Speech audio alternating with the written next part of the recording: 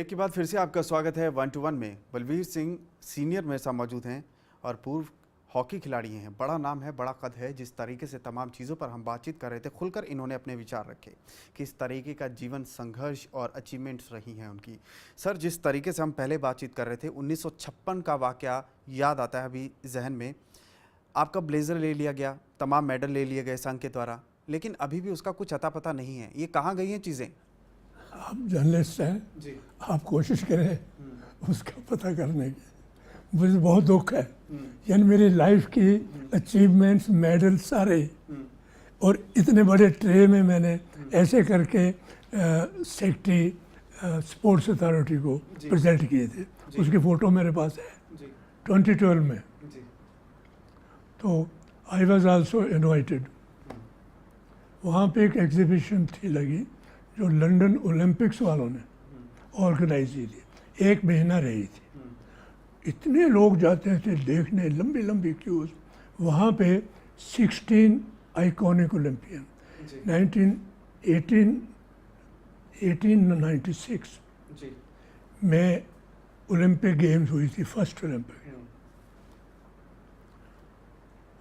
वहाँ से लेके लंदन तक 2012 तक जितने ओलंपिक्स हुए सबका हिसाब किताब रख के, सबको कंसिडर करके उन्होंने चुने थे 16 आइकॉनिक ओलंपियन, 8 मैन 8 वीमेन।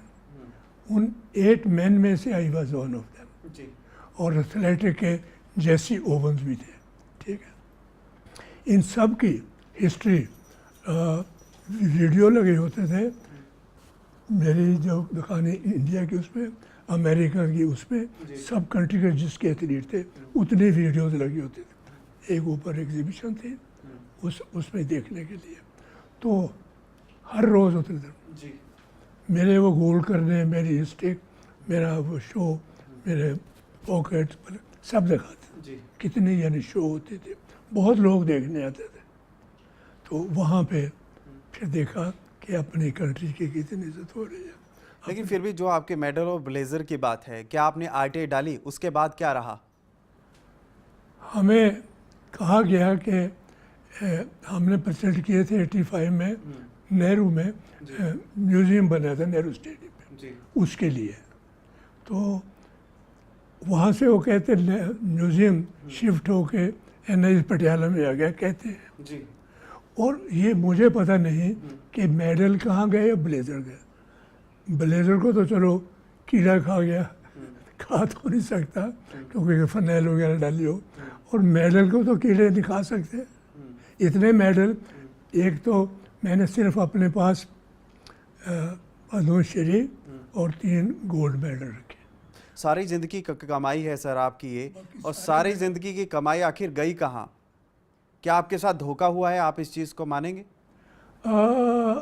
ये भी सोचा जाता है कि जानबूझ के जो मैं चीज़ नहीं कहना चाहता वो अब कह रहा हूँ कि दादा ध्यानचंद का रिकॉर्ड मेरे से अच्छा नहीं है, लेकिन उन्हें पद्म भूषण दिया गया, मुझे पद्मश्री क्यों दिया गया? रिकॉर्ड मेरा वर्ल्ड में नंबर 1 है जी। उनका उनके ज़माने में इंडिया का होगा, मेरे ज़माने में हमारा 20 साल का फ़र्क है। वो 28, 32, 36 जी। वो भी सेंटर फॉरवर्ड खेलते थे, 3rd टाइम कैप्टन थे। मैं 48, 52, 56 I also played centre forward. I was also captain in last Olympic जी। तो वो मेरे मेडल, वो मेरी चीज़ें सारी, वो मेरा ब्लेजर, मैंने नई जनरेशन को इंस्पायर करने के लिए दी थी। नॉट दैट के कहाँ चली जाए, कीड़ा ऐसे उसको खा नहीं सकता ब्लेजर को। नहीं, आप कह रहे हैं कि तस्वीर भी है आपके पास, जब आप उन्हें दे रहे थे तो तस्वीर ली थी। इतने सबूत मेरे पास वो है। क्या इतने सबूत काफ़ी नहीं है? क्या आप सोच रहे हैं कि भविष्य में आप केस करें इस तमाम मसलों पर? कहाँ गए? गवर्नमेंट इंक्वायरी करे, क्योंकि मैं ये समझता हूँ कि ये कहीं ना कहीं उड़ा दिए गए हैं। जैसे कि मैं आमतौर पर जिसे कहता नहीं कि ध्यानचंद को पद्म भूषण दिया, मुझे पद्मश्री दिया, उसी तरह से ये मेडल मेरे कहाँ चले गए, मुझे नीचा रखने के लिए। वर्ल्ड मुझे सबसे ऊपर मानती है। उनके लिए राज्यसभा में मांग भी उठ चुकी है उनके हक के लिए, लेकिन सर्वोच्च नागरिकता की अगर बात की जाए या फिर हकदार की बात की जाए तो कौन उचित होगा आपके हिसाब से? उनको गुम करने का कौन जिम्मेदार हो? जिनके पास जमा थे वो, जिनके पास रखवाए थे, स्पोर्ट्स अथॉरिटी ऑफ इंडिया थी, उनको प्रेजेंट किए थे, उनके म्यूजियम में रखे थे जी। और किसको कहे? और अंदाज़ा ये है कि जानबूझ कर किया गया, टू पुट मी मेरी achievements put under the garment. आपके दोस्त हैं एक राम स्वरूप जी, उन्होंने भी कहा था कि ये सतयुग नहीं है कलयुग है, क्या इसी बात को दर्शाता है वो चीज़? राम स्वरूप बहुत अच्छे इंसान थे। हम पंजाब पुलिस में भी इकट्ठा खेलते थे, स्प्रिंटर थे अपने ज़माने के। टॉप 100 मीटर में एशियन गेम्स में फर्स्ट जो थी रिले टॉप थे, और कोई एथलेटिक की प्रैक्टिस नहीं करते थे, सिर्फ हॉकी खेल के राइट आउट खेलते थे। और उनके स्पाइक्स देखो, पता नहीं इतने बड़े नेल और बड़े हैवी, आम प्लेयर पहन के दौड़ नहीं सकता, वेरी हेल्दी। वो राम स्वरूप का क्या कहना जी, वो तो अच्छी भली मुर्दा टीम में जान डाल देते थे। अब उम्मीद लगती है आपको सरकार से, कोई उम्मीद लगती है आपको सरकार से कि आपकी सुनेगी वो? मैं तो उम्मीद बहुत रखता हूँ आलम, जहाँ बर उम्मीद का है मस्त, जहान बर उम्मीद का है मस्त। उम्मीद पे ही दुनिया सारी जीती है। उम्मीद रखता हूँ सरकार कोशिश करेगी, और कोशिश करे चाहे तो मेरे मेडल भी निकाल सकती जो गुम हुए। और कितनी फ़ोटो, बहुत बड़ा नंबर, जितनी जगह मैं खेलने गया था, यूरोप में, ऑस्ट्रेलिया में, न्यूजीलैंड में, सिंगापुर में, मलेशिया में, जिधर भी, रशिया में, जिधर जिधर भी गया वो फ़ोटो सारी थी। अब किसके पास रोए जाके, ये बताओ, आप बताओ। नहीं, आपकी पूर्व प्रधानमंत्री डॉक्टर मनमोहन सिंह से भी मुलाकात हुई कई बार, और सुना है अब भी कई लोगों से बातचीत करने की कोशिश की जा रही है। क्या लगता है, क्या विकल्प हो सकता है? क्या हो सकता है जी? कोशिश की जाए तो सब कुछ हो सकता है। आखिरी सवाल सर आपसे, हॉकी की नर्सरी की बात की जाए, तमाम युवा आपको देख रहे हैं और तमाम युवा आपसे ये सुनना पसंद करेंगे कि एक दिग्गज खिलाड़ी क्या सोच रखता है, जो इंडिया की हॉकी है वो किस तरीके से अव्वल दर्जे पर जा सकती है, नर्सरी को किस तरीके से यहाँ पर बचाया जा सके? हॉकी नर्सरी बच्चों की तरफ ध्यान देना चाहिए। स्कॉलरशिप हमारे वक्त में तो होता कुछ नहीं था, पैसे देने चाहिए। माँ बाप चाहते हैं कि बच्चे खेलते हैं, खेलने के लिए खुराक चाहिए, कैंप के लिए थोड़े दिन आते हैं, घर पे रहते हैं, घर पे रोटी में फैमिली में क्या खा सकते हैं आप बताओ। आजकल के ज़माने में आम जिसके हालात हैं, गरीब भी है, नॉर्मल भी है, अमीर बहुत कम है। अमीर जो है वो खेलते नहीं हैं, गरीब खेलते हैं। Hockey is a common man game, गरीब खेलते हैं। मुझे तो मेरे माँ बाप को शौक़ था कि इसको खिलाओ पिलाओ, खेलेगा, खेलता था, और साथ साथ स्टडी भी करता था। 10वीं पास कर ली,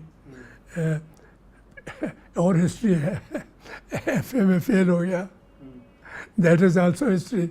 अगर मैं फेल ना होता तो FA पास ही रह गया था, क्योंकि फादर के पास एक स्कूल टीचर, इतनी इनकम नहीं थी कि मुझे लाहौर भेज दे, तो मैं मौके के मौके रह गया, फेल हो गया।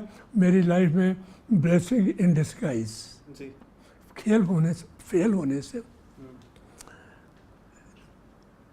BA में दाखिल नहीं हो सकता, और फादर के पास मुझे लाहौर भेजे पैसा नहीं है। तो फिर एक सिख नेशनल कॉलेज के प्रोफेसर थे, वो हमारे फैमिली के दोस्त वाकफ़ थे। उन्होंने कहा कि सब अफसोस में थे कि फ़ेल हो गया, अब कहाँ जाएगा, क्या करेगा। फेल होने से दुख भी होता है। तो कोई कैनाल की तरफ जा रहा है, खुद की चिंता कर लो, कोई रेलवे ट्रैक की तरफ जा रहा है। तो मैं कोठे की छत के ऊपर, स्कूल की छत के ऊपर आकर डरता बाप से, पिटाई होगी, तो मैंने कहा चलो, वहाँ से देखा तो हमारा घर दिखाई देता था। मैं अपनी माँ को ऊपर से देखता था कि लड़का फेल हो गया, रिजल्ट तो पता लग गया, कहाँ जाएगा, हाय मेरा बेटा, हाय मेरा बेटा, हाय मेरा बेटा। कमज़ोर तो पहले ही थी वो, तो अंदर से वो घर से निकले, मेन गेट पे आवे, बेटा कभी इधर देखें, कभी हाय भी, ऐसा शुरू हो गया। तो मुझसे वो बर्दाश्त नहीं हुआ। वहाँ प्यार सबकी माँ करती है, मेरी माँ स्पेशल थी जिसने मुझे 6 साल अपना दूध पिलाया। आजकल कितनी माताएं हैं जो 6 साल बच्चे को फीड करती हैं अपना दूध, है कितनी? 6 साल। नहीं, आजकल तो वही बंद हो गया, मॉडर्न ज़माना है। और उस 6 साल में उनकी सेहत अपने का रिस्क करके मुझे तगड़े कर दिया। फिर भैंस वगैरह रखी तो खाना पीना मिलता रहा, आई एम ग्रेटफुल। तो उससे फिर फादर को शौक कि खेलो। फिर FA के फेलियर से ब्लेसिंग इन डिस्गाइज वो प्रोफेसर मुझे लाहौर ले गया और लाहौर जाके फादर बोलते हो, कहता फादर से कि मैं आपका लड़का हॉकी बहुत अच्छी खेलता है, कोई बात नहीं, फिक्र बात, फेल होते हैं, मैं इसे लाहौर ले जाता हूँ। सिख नेशन का ही लाहौर था। फादर बोले लाहौर जाके बेटा ख़राब हो जाएगा। तो वो प्रोफेसर कहता जो ख़राब होना था जी वो हो गया, अब तो मौका अच्छे बनने का है, इसे इजाज़त दे दो जाने की। वो मुझे ले गया लाहौर।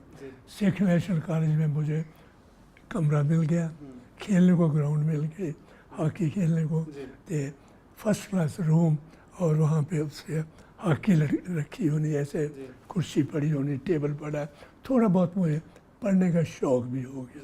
वो टेबल पे किताब पड़ी है वो पढ़नी शुरू कर। तो खेलना और पढ़ाई दोनों चलती रही और कामयाबी आपके कदम चूमती रही, आपका ये कहना है। सर, आपको सारी दुनिया देख रही है, जो खिलाड़ी हैं उनके लिए चंद शब्द कहिए, किस तरीके से जीवन शैली अपनी रखें और किस तरीके का खेल और अपना आचरण रखें ताकि टीम इंडिया के लिए बेहतर वो प्रदर्शन कर सके। संक्षेप में सर, छोटा सा जवाब। Work hard,